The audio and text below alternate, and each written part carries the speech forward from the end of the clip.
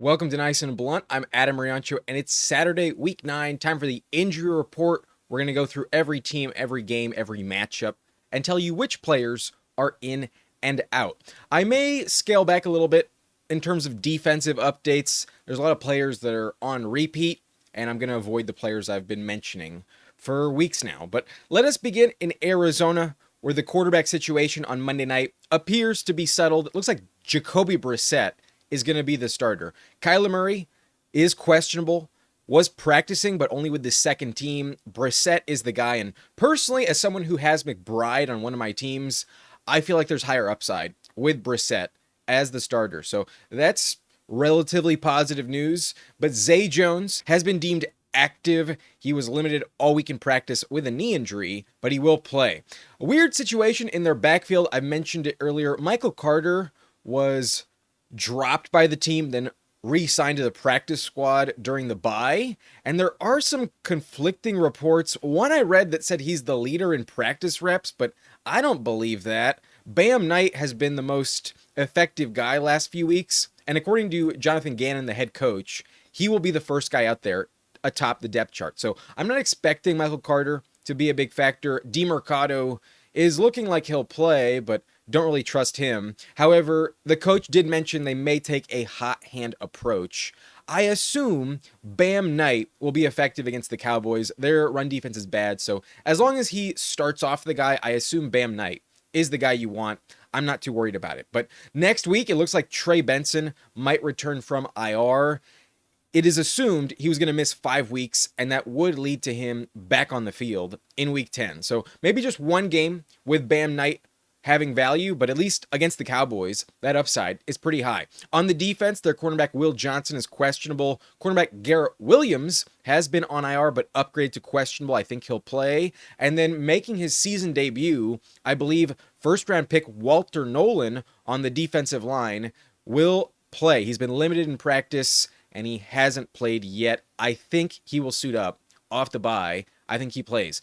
Their defensive tackle, BJ Ojulari, is also probably going to suit up. He's been out but limited in practice as well. For the Cowboys, pretty much everyone on their team is healthy except on the offensive line, where center Cooper Beebe is on IR and guard Tyler Smith is questionable. Otherwise, their offense is healthy. On defense, there's still a bunch of names that are out, but they might return by week 11. Guys like Demarion Overshone should be back in a couple weeks. In Atlanta, the Falcons were without Michael Penix last week, but he is active and fully healthy. He is good to go. They also missed Drake London last week, and he was full in practice. He is going to suit up. So their offense should be much better than it was against the Dolphins. At least I hope it is. It was pretty trash without London and Penix. But running back Tyler Algier was limited all week in practice. He is active for the game. And then on defense, safety Jesse Bates is questionable. Linebacker Jalen Walker is also questionable. Defensive end Zach Harrison is out.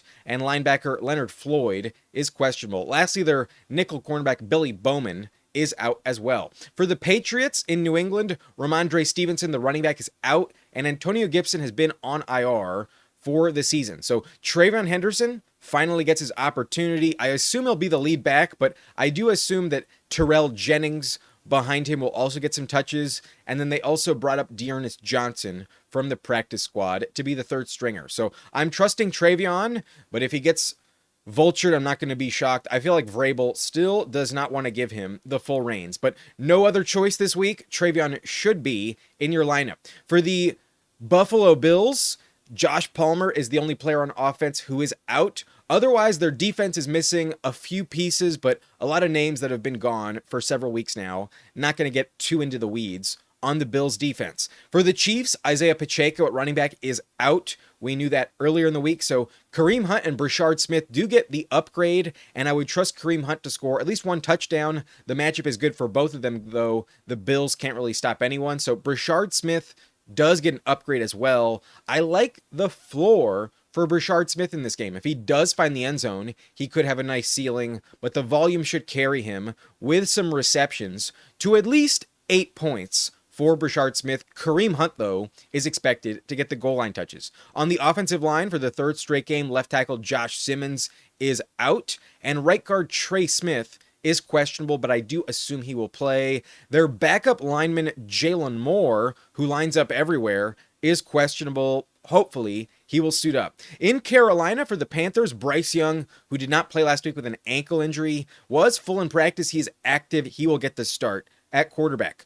Center Cade Mays is out, and he's not the only one on the O-line that's injured. Left guard Damian Lewis and right tackle Taylor Motton are also questionable. They've been banged up for a few weeks now. For the Packers in this game, their offense is fully healthy. Even Christian Watson was full in practice. He no longer has an injury designation, and he is good to go for the second week in a row. Their running back, Josh Jacobs, was also listed as questionable earlier this week, but he is fully active in this game. For the Chicago Bears, they're dealing with a few injuries themselves. DeAndre Swift, star running back, is out, and third stringer Roshan Johnson is also out as well. So that means Kyle Monangai gets the best matchup across the league. The Bengals are such a good spot for running backs, and with no competition, I believe he is a must start. He is ranked in my top 12. I think you should be starting Monangai no matter what. Whoever you have, I want Monangai in the lineup. The matchup is just so elite. The Bears' receiving core is a bit banged up, though. Luther Burden is out with a concussion, and Olamide Zaccheaus might see a few extra targets. But at tight end, it's a great matchup against the Bengals as well for Colston Loveland. However, after missing last week, it looks like Cole Kmet will come back with that back injury. He no longer has an injury designation, so he will play. That muddies the waters. I still think Loveland gets an upgrade. However, it's not as obvious given Kmet is now going to play. For the Bengals in this game, Joe Flacco is a game time decision, questionable. I would say the most important piece of news is that the Bengals upgraded Sean Clifford from the practice squad to be their third string quarterback for this matchup. So that means they're not totally sure that Flacco will be available. Even if he is going to play, he could exit early, and perhaps we do see a lot more reps for Jake Browning than we would like. So the news on Flacco is only going to come in right before kickoff. I am not really sure if he's going to play. If he does, I would trust Jamar Chase and T. Higgins much more. But really, Jamar Chase is in your lineup regardless of who the quarterback is. It's really what happens to T. Higgins, and does Chase Brown also get a bump in value? The offense has looked better with Flacco, so I would be a little worried to start Chase Brown and T. Higgins with Browning. The player I'd be most worried about is Higgins. Chase Brown still probably has a high enough floor to keep in your lineup, but more so a flex play. This week, I don't think he's a lock in the lineup. So we'll see what happens, but when it comes to Flacco's injury, it is an AC joint sprain on his right shoulder, and given his age, I don't feel like he's a lock to suit up. So that's just not ideal, and it would be a boost to the Bears defense if he doesn't play. Defensive end Trey Hendrickson is doubtful, and same goes for linebacker Logan Wilson. For the Broncos-Texans game, Denver is dealing with an injury to Marvin Mims. At wide receiver, he's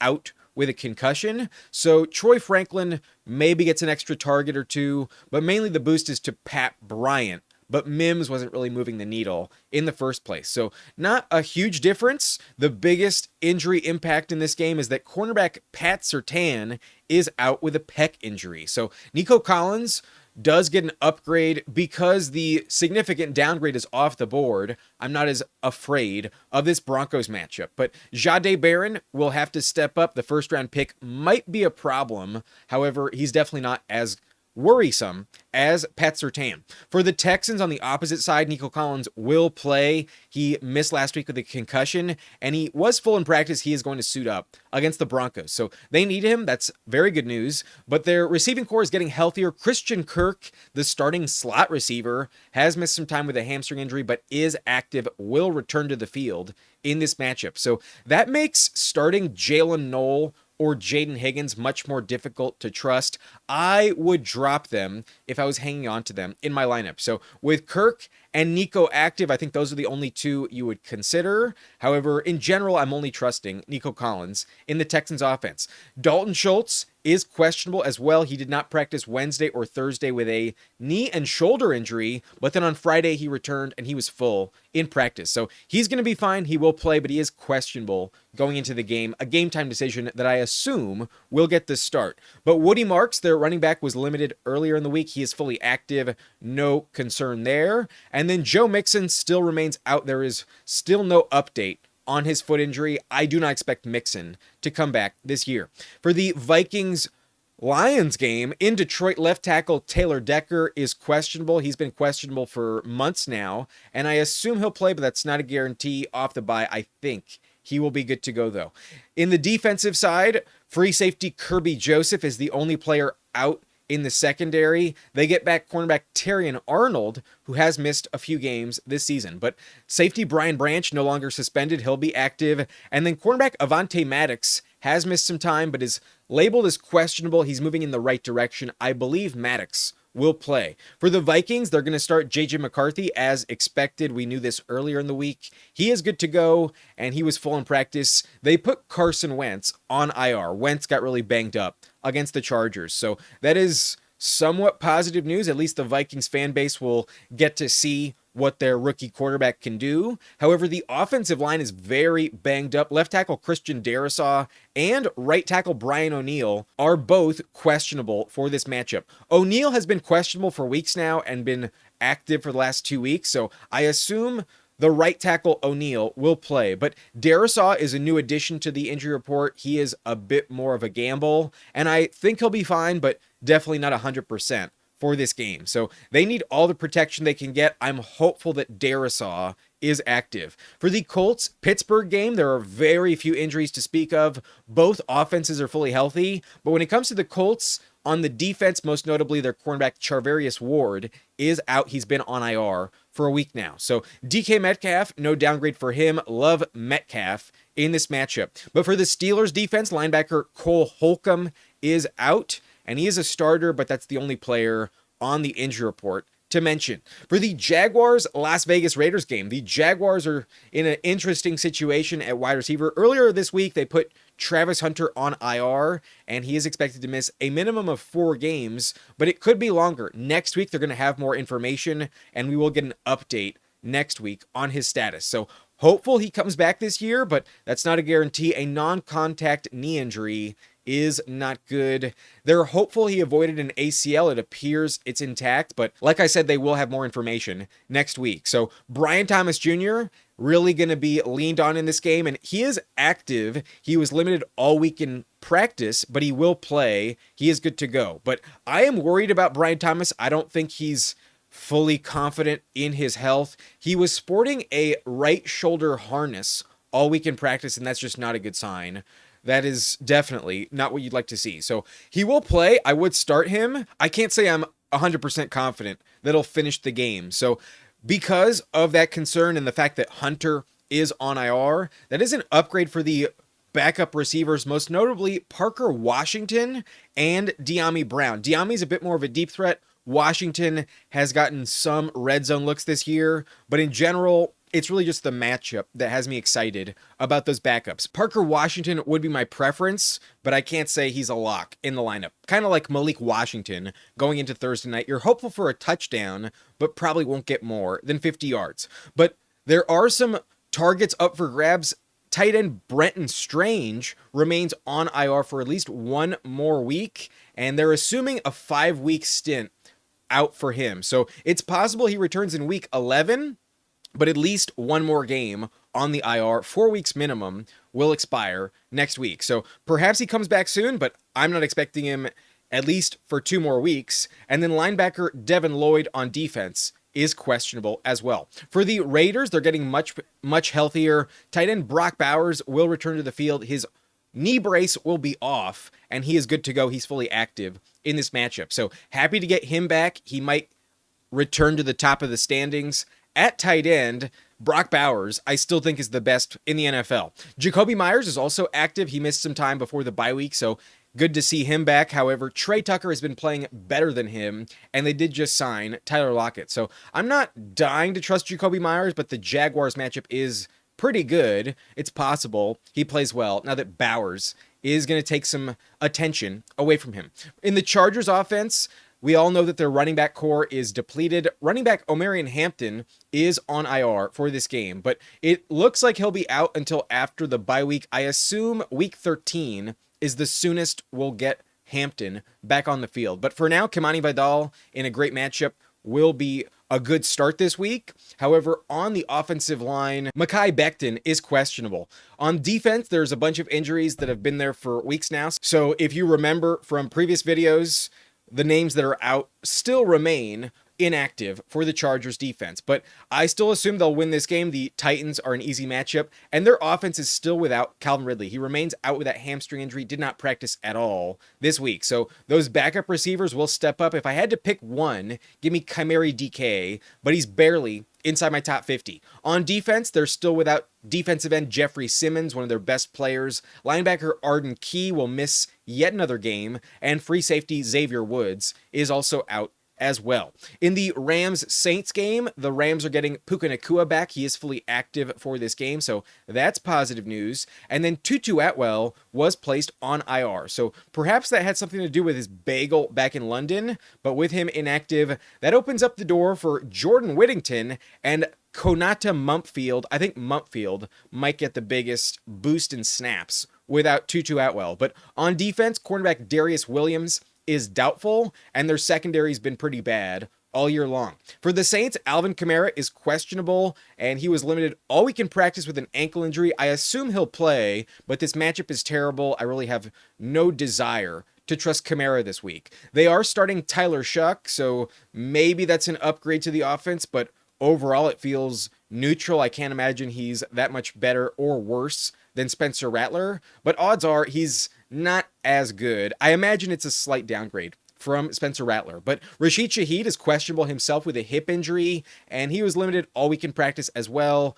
Based on the coach's comments, it appears that both Kamara and Shaheed are trending towards playing. It looks like Shaheed will be active, so good luck if you're starting him. Need a deep shot. I doubt you'll get it, but it is possible. In the Giants-Niners game, we all know that Malik Neighbors is on IR for the Giants, but Cam Scatterby was also placed on IR earlier this week. So Tyrone Tracy going to get the start. Big upgrade for him in a good matchup. I expect several receptions for him. The Niners are vulnerable in that regard. But perhaps Devin Singletary does factor in a little bit. At tight end, Daniel Bellinger is doubtful, so that's an upgrade to Theo Johnson. I would expect a touchdown, even more likely for Theo Johnson. Perhaps Darius Slayton and Wan'Dale Robinson also get an extra target or two without Daniel Bellinger. But on defense, two starting cornerbacks, Adebo and Flott, are both out, as well as free safety Javon Holland. He's banged up. He's questionable for this game. On the Niners side of the ball, they're still going to bench Brock Purdy. He's been practicing, but only limited with that toe injury. They're going to hold him out one more week. Mac Jones will get the start,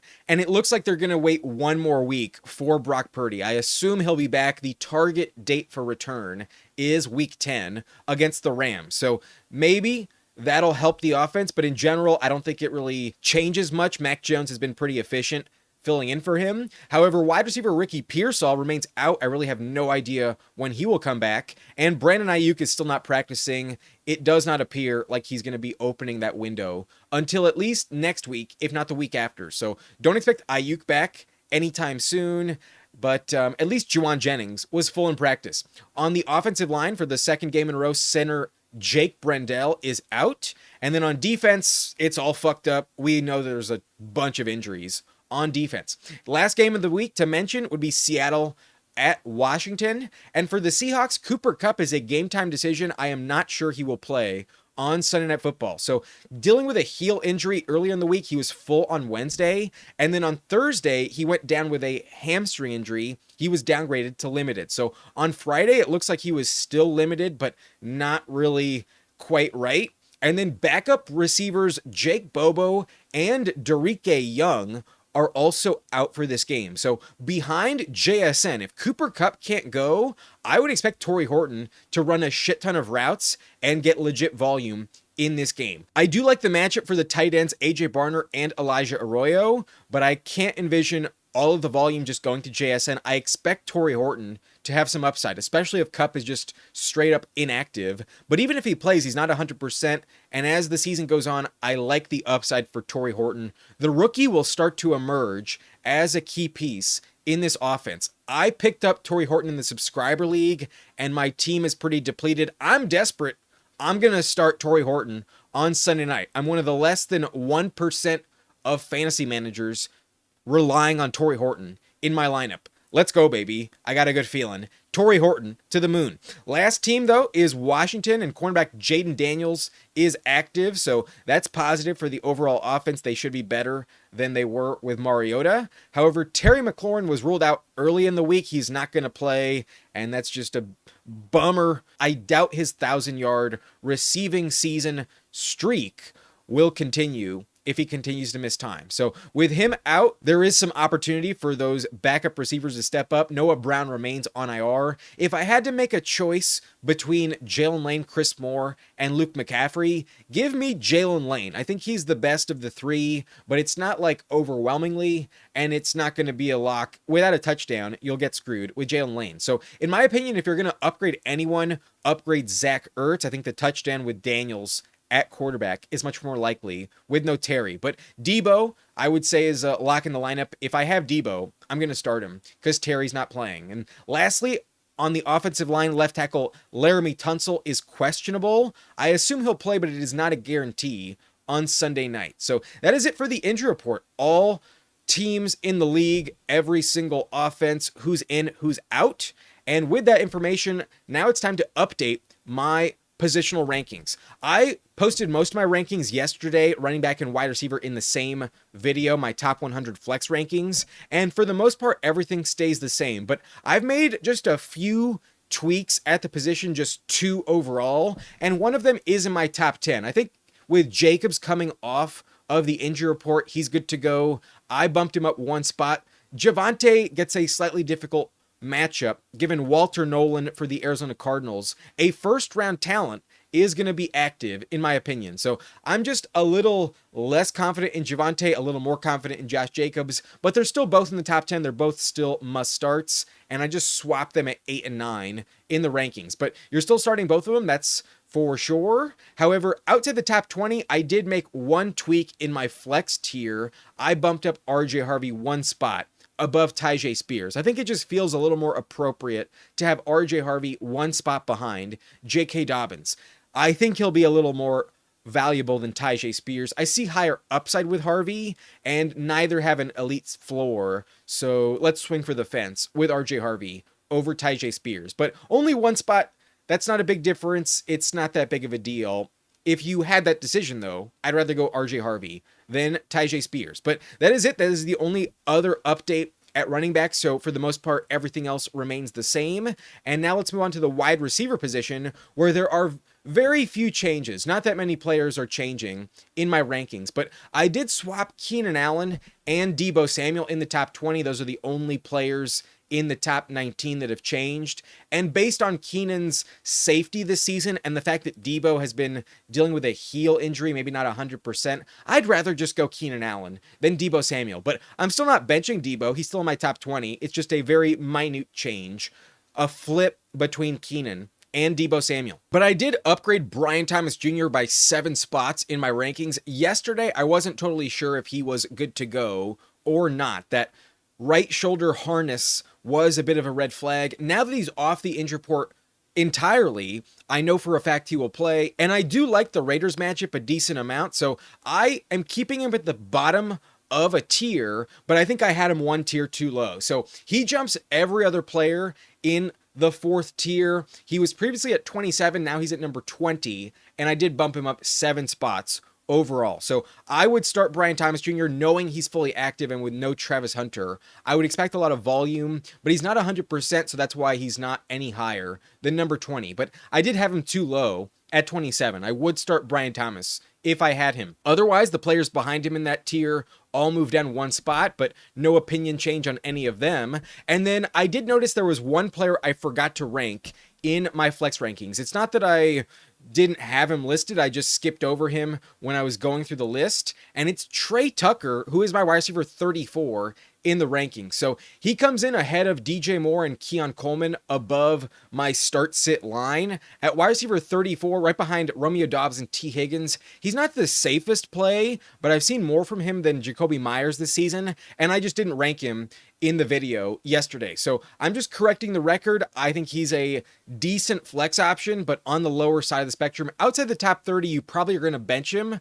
but I do think he has some value. There is some upside against the Jaguars. It is a good matchup. So he's in my top 35. I just didn't mention it yesterday, so wanted to bring that up. Otherwise, though, I am dropping down Parker Washington in the next tier. I was telling you to bench Washington in the first place. However, I was less sure about the status of Brian Thomas Jr. yesterday. And now that I know that BTJ is fine, I will lower Parker Washington a little bit. He needs a touchdown. It's not a safe bet. So dropping down a full tier, that is 7 spots overall. So just like Brian Thomas, a 7-spot change in opinion, BTJ moves up a tier and Parker Washington moves down a tier. I have him 2 spots above De'Ami Brown. So it's not a lock who's the better option between the two. They both have upside because it's the Las Vegas Raiders opposite them, but I would probably just bench both of them. You need a touchdown and it probably doesn't happen. Trevor Lawrence isn't the safest bet in general. So that's really the only big change in terms of downgrades. 7 spots lower on Parker Washington. I may have hyped him up a little too much yesterday in the rankings. But aside from that, the only change is outside the top 50. And I think I was just 4 spots too low on Darnell Mooney. I'd rather go Mooney than Zay Jones, Ayamanor, or Matthew Golden and Rashad Bateman. I think Mooney's a little bit more valuable, but not more valuable than Torrey Horton. I'd still prefer Torrey Horton. And that's what I'm going to be doing in my Blunt League lineup. I'm going to start Torrey Horton at flex. I'm going to bench Darnell Mooney. Wish me luck. I think it's the right call. So that is it. Those are the only changes at those two positions. At quarterback is where there's kind of the biggest changes overall. I removed Kyler Murray, a quarterback in my top 15. He's no longer going to be in your lineup this week. Jacoby Brissett will get the start. And then I also removed Brock Purdy from the top 12. I was hopeful he would get the play, but it looks like Mac Jones will be the starter. So neither of them are ranked anymore. I did have them both in the top 15, so they're both taken out of this tier, and I thought a bit longer about it. I believe Jackson Dart is a better option than Jordan Love this week. Just more rushing value, a much better matchup on paper. I like the upside for Jackson Dart in the passing game, and he also scrambles, probably picks up a rushing touchdown. So I'd rather go Jackson Dart. He moves up 2 spots. He does jump Jordan Love, but with Brock Purdy coming out of the mix entirely, Love stays put at QB 12. But Jared Goff jumps Kyler and Brock Purdy, so he moves up 2 spots as well. And then Mac Jones slots in at 14 because Purdy was taken out.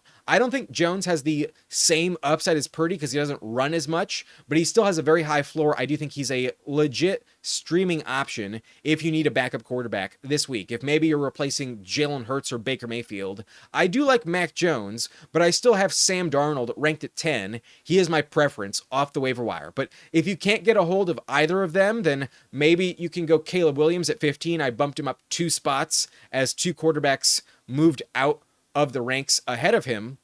And then with no Kyler Murray, I do have Jacoby Brissett in this tier at QB 16. The Cowboys matchup is just so good, but Brissett doesn't run it as much as Kyler, so the upside's a little bit less than what you would have gotten with Kyler Murray. But he's been throwing it more effectively. I do see a little more touchdown upside in the passing game for Brissett, but also a little more turnover potential. He might have 1 more touchdown and 1 more interception than what you would have gotten from Kyler. So in the top 16, you can settle on him if you need to, but given it's a Monday game, you may just pass entirely. But I did downgrade Joe Flacco by 3 spots. I have him still in the top 20 at number 18 overall, but he did drop down behind players like Caleb, Aaron Rodgers, and he also got jumped by Jacoby Brissett. So I don't really trust Flacco to finish the game, but at this point in time, I do still assume he will start it. But given he's a game time decision, that is a red flag. He's not anywhere near as safe,